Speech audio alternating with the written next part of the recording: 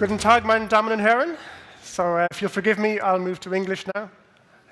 This is a wonderful day. I think it's great that we've had a chance to speak a lot about real-time bidding, about the importance of real-time bidding. I'm hopefully going to challenge that. I don't know if real-time bidding is the real topic here. Perhaps it's more about programmatic. Rather than buying the media in real time, it's about linking systems together. This is one view. So if I can start by going back to days that hopefully many of us will remember. When we used to buy and sell media, you would have an agency speaking to a media owner, they'd have lunch, they'd haggle about the price, and book the media space, sign and fax insertion order, and then the campaign goes live. So this can take up to 2 weeks. It's a very fun way of doing media, and certainly when I started my career, it was a lot of fun to go out and have these discussions and these negotiations. But the world is moving on, and in many places the world has already moved on. In the business that we work in at the moment, a person, an individual, will visit a web page.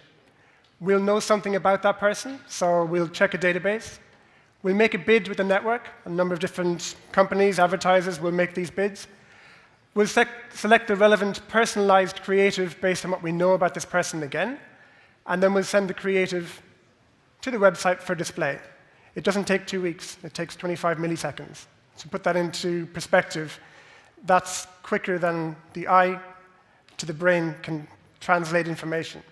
So it sounds quite technical, it sounds quite difficult, but this is just a tool. It's not necessarily the future of media. It's the way that media will be traded. It's the way that media is being traded at the moment, and more will go in this direction. But it doesn't mean that everything goes in this direction. It doesn't mean that the whole industry shifts. The one-to-one relationship, the deep integration in a website, the different things that are happening at the moment will still be there. This is just going to be one of those tools that we use predominantly for efficiency. So the new faces of media, we have the more IT people up here. I count myself on this side, by the way. I'm sure a lot of people are seeing a shift from perhaps the trading directors who would have held the spend, who would have dictated the price. Even 3 years ago, they held most of the power. Now, with technology and data becoming a lot more important, it's the people who have a deeper knowledge or a better understanding of the systems, of how things work, of how they fit together. They're the ones who now you go to if you want to implement a campaign. Speaking to one data provider, I said, what is it that dictates success for your campaigns? Is it the advertiser? Or is it the fact that you're speaking to a planner buyer who understands what you're talking about? And most of the time they say it's the latter. So online media buying has been complex. We have a lot of players. We've got advertisers on one side. We've got publishers on the other side, and a lot of players in between. This is the simple slide. This is the more recent slide. Everybody in here has got to get a cut. Everybody in here has got to get a slice. Everybody in here has got to show their value. If everyone gets 1%, there's more than 99 companies up there. What happens? But there was a question asked earlier about the value of an advertiser saying, I have €1 to spend, and how much is going to the publisher. With a lot of people in between, you have to be adding value. Or you need to get closer. If you're on the left-hand side, you need to push this way. If you're on the right-hand side, you need to push this way, and try and get closer to your advertisers. The future, maybe. Who knows? It's one version of the future. There's a lot to be said for Google's acquisition strategy. They now can link A to B. They can go this way. I hope for everybody in this room that either we all become Google employees, or we try and show what we can do to actually kind of go against this. So the TVization of online video. Can you translate that? I'm not sure if that translates into German or not. We've seen a lot about real-time bidding for display. I spent my whole career in display. I've worked with many people in this room on display in Germany and in the UK. But I've recently moved into video, and it's an eye-opener. Somebody said that nobody's talking about brand. All we do is brand. People say, it's all the same, it's all been kind of similar for a long time. This is the most exciting time since '99, before the big crash. There's actual innovation going on. There's actual things happening that are not just talking about moving a 468 by 60 or a 300 by 250 ad from here to there. I'd like to ask you a question about what's the last ad, banner ad, display ad, IAB standard ad that you remember? What's the last one that you can go, you know what, that was a great ad. I really like that. Display is working in the response space for one reason, because it's a reminder. It reminds you to do something. That's why we've integrated campaigns. You see the TV ad, you build up a rapport, an association with a certain brand, and then when you go online, they remind you. That might be a hotel booking. That might be whatever it is that is going to happen and transact predominantly online. We found it very difficult to get that brand money into display. With RTB, non-RTB, it doesn't matter. It's always been very, very difficult. We've had a number of years of commoditization of the inventory, where people used to get €3 for their inventory. Now they're getting 1, now they're getting 50. And real-time bidding has played a part in that. For right or for wrong, it's played a part in that ecosystem. With video, it's a little different. We don't have the same problem. In RTB on display, you have an infinite amount of inventory on an unlimited number of sites. So there's a lot of inventory that goes unsold. How do you monetize that? How do you get that? Real-time bidding is a great way of doing that, and the yield optimizers are a great way of making that happen. With video, we have a supply and demand issue. We have a lot of demand, but we don't have a lot of supply. So not to get salesy, but the three things that are coming together and what our company is focused on is the fusion of TV and video, technology, and programmatic buying and selling. Not RTB. RTB is a part of that, but you also have upfront buying, where you have an auction that is committing inventory sometime in the future. So you might be buying a campaign for July. You'll start an auction now, and programmatically, you will bring all that together. You'll invite buyers in, you'll give your pitch, you'll set your criteria for the demographics you're looking for, and people will buy and sell that. That's something that hasn't been spoken about a lot today. It's been a lot about real time, but I think the shift, and perhaps the better technical term for the changes that we're seeing, is more about programmatic. Why do we think that TV is so ripe for this? 10 years ago, one spot would have got you 100 people. Now, the reality is you have to buy 8 TV spots to get the same reach. That's a big issue. It's a big issue. It's a lot more planning, and there's a lot more that's going on here that makes the job a bit harder for the planners. This is a study done by The Guardian that might surprise some of you. Those people who are recording TV programs and watching them back later, almost 90% are fast-forwarding through the ads. That's phenomenal. How do you, as a Procter & Gamble, as a Unilever, justify the benefit of advertising in television when 90% of people are fast-forwarding through ads? And if you go into different demographics, the 15 to 22-year-olds, they're not watching live TV anymore. They're time-shifting everything, or they're watching everything on catch-up TV. So this is a reality. Even if today this isn't happening, even if today we can justify the world that we live in, we can justify why you should advertise on TV, it's a fantastic medium. If people are fast-forwarding through your ads, then it devalues the proposition. So this kind of shows true when it comes to the kind of metrics that we in video have been asked. It's not about conversion. It's about view-through. We optimized the view-through. Did somebody actually watch my ad? And that, for me, is telling a very important story. Did they watch 25? Did they watch 50? Did they watch 75? Did they watch 100? And that's, a lot of it is down to this side of things. Also, there's a lot of people playing Farmville. There's a lot of people feeding their virtual chickens. There's a lot of people who are playing Zynga-type games. We don't have more time. We have time to go to work. We have time we have for recreation. The recreation time that used to be spent sitting down watching a soap opera is now being replaced by these kind of games. People feel emotionally attached to a virtual farm. That's the reality. More so than they feel attached to a character in a soap. And so we're seeing here, Cityville is more popular than 2.5 Men. This is the audience at any one time that's using one of these games. And so people are shifting from one to the other. They can play them on their phones. They can access them at any time. And this is something that we're slowly, as an industry, starting to catch up on. So we have a relationship with a company that advertises on these games. They're not being monetized. 99% of these applications are being unmonetized. The people are downloading it for free. They may be seeing an ad or two, but people are not buying it because it happens so quickly that the media buying hasn't quite caught up yet. So I want to show a little bit of the research that we've done. It's American. I apologize. I work for an American company. We're Silicon Valley based.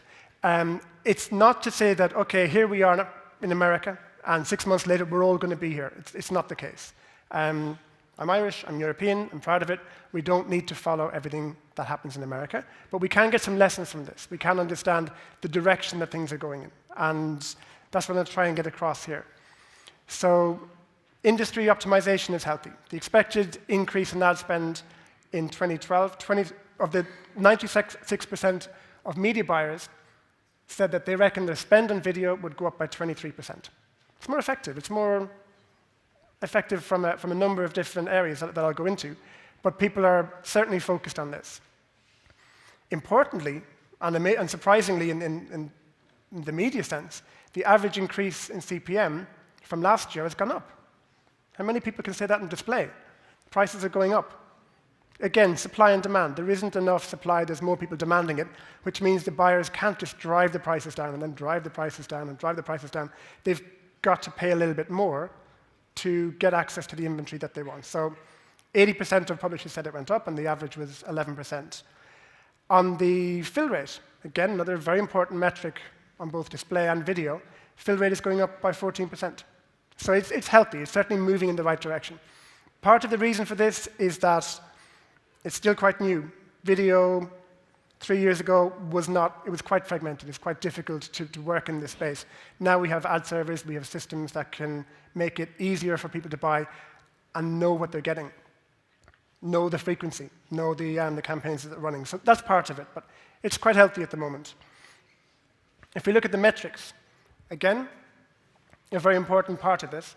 In 2011, it's in the red, the click-through rate, people are seeing that this isn't the click-through rate that people are getting. This is what they see as important.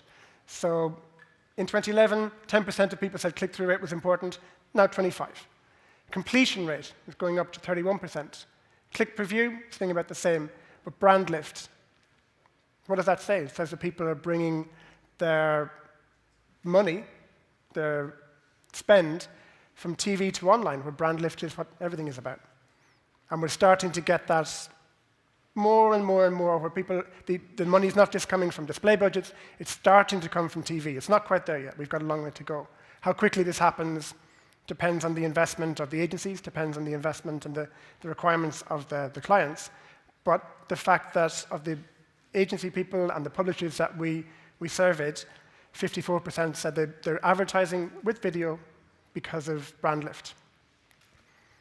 Slowly, we're starting to see TV terms come through like GRP and TRP starting to come through. But if you can see the increase, people, even last year, were not saying, I'm advertising to get GRPs. This year, they are saying this is the reason that they're going online. Let's see what happens next year and see what the shift is. But as you can see, it's moving certainly in this direction from an uplift point of view. If we look at where advertisers are buying their inventory, again, 2011, direct from publishers, as you would expect. Ad networks, as you'd expect. Exchanges had a little bit. DSPs had a little bit. Now, here's the change. It's still predominantly direct from publishers. So everybody here is the same. It hasn't changed. The ad networks are still very powerful. They've got a very important part to play. If a publisher is involved in creating a piece of content, or if they're involved in doing a certain business, they want to focus on that. They don't want to have a team of 5, 10, 15, 20 people who can go out there and try and monetize their inventory. It's much easier for them to give that responsibility to a sales house who already have these people in place and the relationships with the various buyers. But we can see the shift here, the shift from 2011 to 2012 to exchanges, to DSPs. And this year, for the first time, we asked about trading desks, and 27% of agencies are buying from their own trading desks. Huge lift. The other interesting fact, a little bit of behind the scenes, is that 82% of ad networks sourced via exchanges. This is probably not a surprise for anybody who's working in this space, but kind of shows for some of those networks that are perhaps arbitraging a little bit more focused on that rather than on the representation side, they're taking the money from here, and then they're buying from there. The link between A and B through trading desks, through DSPs, through exchanges, is going to start shifting this around a lot more. The percentage of publishers running private marketplaces. By the way, these are the last couple of stats. I'm going to start moving into something a bit more, less statty at the moment, in a minute. In the US, 8% of publishers are using private ad marketplaces. This is something that we are very focused on as a company.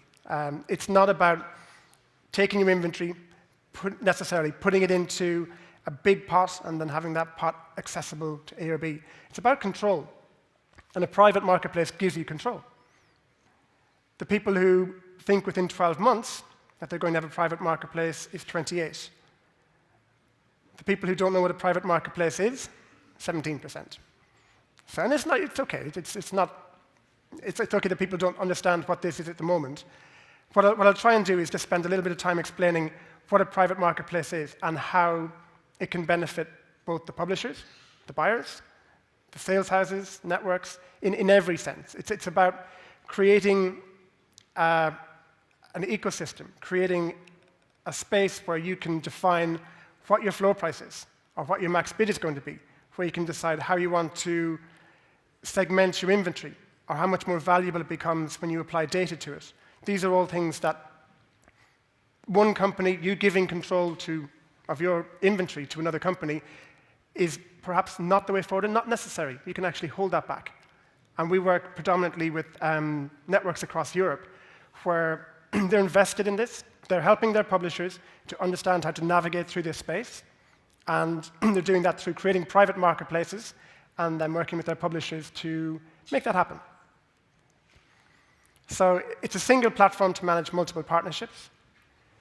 It's a way to control margins at both ends of the transaction, both buying and selling, and allow you to have unified reporting. Someone was talking earlier about having spreadsheets from 10 different sources that you're trying to bring together. Unified reporting is what you need to do to be able to make your business decisions. It's a very important part of what we do. Here's a little graphic about how it works. You've got the demand sources, you've got the supply sources, you've got your trading platform in the center. You can add your proprietary data, your third-party data. For those who need extra inventory, you can dip into marketplaces. You can dip into different supply sources. But it's also opening your inventory or your publisher's inventory to many buying sources. And this is the interconnectivity. This is the way, the linking together of companies like yourself, companies that are all over here who want to be able to trade together but don't necessarily want to have to pick up the phone. It's a very inefficient way to trade media, especially if you're trying to buy from an ad agency. A lot of the time, it's quite difficult to get people on the phone. So by doing it this way, you can have this happen instantly, or you can have this happen on an upfront basis. It allows you to easily manage your publishers, the revenue side, setting up the algorithms that you want to do, the minimum floor prices, shifting those around, moving those around in a more technical way rather than on a more person-to-person basis. You can get access to new inventory when required. It's a big issue within video, where if you're a premium publisher, you have excellent inventory, but you may not have a lot of it. And it might be so good that people don't want to click away from it. And so you need to get access to extra inventory, and that's something that you have instant access to. We have people buying on a committed basis or with dynamic pricing. So committed basis would be upfront if you're looking to buy inventory in the future, or dynamic pricing would be more on the RTB side. And then you can manage and optimize your campaigns in real time. This happens, but it's the reports that you get back. It's the ability to be able to see what's happening with your campaign. Should you have a different strategy in the morning to the strategy you have in the evening? Is it different at the weekend versus during a weekday? These are all things that you can see. If you see a big spike at lunchtime, then you know you can up your bid price at lunchtime because more people are going online when they're having their lunch break. And these are things that you can actually see. A lot of systems that you use at the moment, you're doing this, but the ability to do this in real time across different parts of your website, different parts of your network are now very much more possible. And you can control the access to buyers. So, as I said, we have a lot of relationships with the sales houses and networks that are out there. And they want to be able to open their access to the trading desks, sometimes to DSPs, sometimes to the portals. But they don't want access being given to, to their competitors. And that's something that, again, the flexibility of private marketplaces. If it's something that you haven't been aware of or you haven't used before, either on the display or on the video side, it does help to put everything that's been said today into perspective. It's not about making one company dominant. We did a deal with the guys at Banner Connect, and we didn't say Adapt TV has just got bigger today. The press release that went out said, video, real-time bidding, and programmatic buying has just got bigger by a company like ours, a technology company like ours, working with a technology company like Banner Connect to make the pie bigger and make access bigger. I think that's something that was very, very important. You have control. You have the ability to say who can see, who can't see, what the prices are, and that's something that we see is very important. So to close, Sasha had a baby. I think we should have a competition to see who had the cuter baby. But just to kind of put this into perspective, what we do doesn't change. It's still the same. We get the right message to the right person at the right time. It's been like that from the beginning. But how we do it is changing drastically. So that's the end. Thank you very much.